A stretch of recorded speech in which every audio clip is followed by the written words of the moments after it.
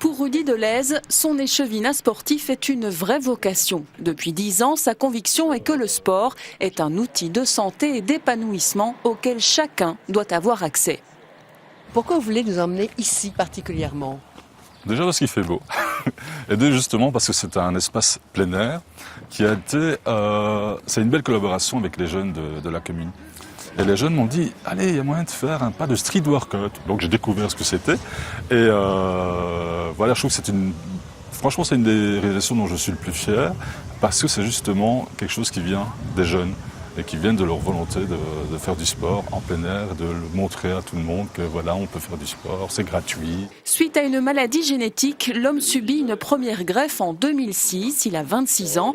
Une seconde aura lieu 20 ans plus tard. Cette double greffe l'a conduit à développer des programmes sportifs ouverts à tous.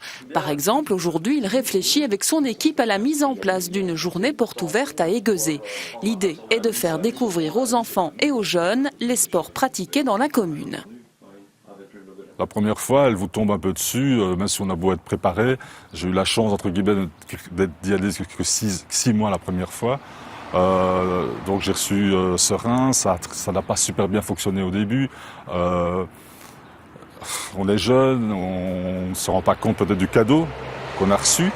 On fait parfois des bêtises et la médecine, les médecins m'avaient dit de toute façon à 40-45 ans tu devrais être regreffé. Donc on se fixe peut-être un objectif, voilà, j'ai plus envie de recommencer tout ça. Allez, je profite de la vie jusqu'à 40 ans, puis adviendra ce qui adviendra. Marie-Noël est là, Marilyn aussi. Bonjour. Le cadra est devenu coach du programme Je cours pour ma forme, un rendez-vous suivi avec assiduité par les participants. Ce bonheur-là, il le doit à sa seconde greffe. J'ai vraiment senti une renaissance, mais vraiment là. Il y a un ami qui m'a appelé Rudy V3.0. Donc Rudy version 3.0. Il y a le Rudy V1, puis il y a le Rudy V2 après la première greffe, et le Rudy V3.0, c'est vraiment celui qui a pris conscience de la chance énorme qu'il a eue, que la greffe fonctionne si bien, et donc il y a un déclic qui s'est fait. Rudy Delez sait aussi que la réflexion autour du don d'organes peut être douloureuse pour les familles endeuillées. J'ai eu l'occasion une fois de rencontrer une famille qui était confrontée à ce fameux dilemme. Donc, c'est vrai que si la loi en Belgique dit que le don d'organes est automatique, il y a quand même toujours au dernier moment les médecins qui se retournent vers la famille. C'est la famille qui prend la décision.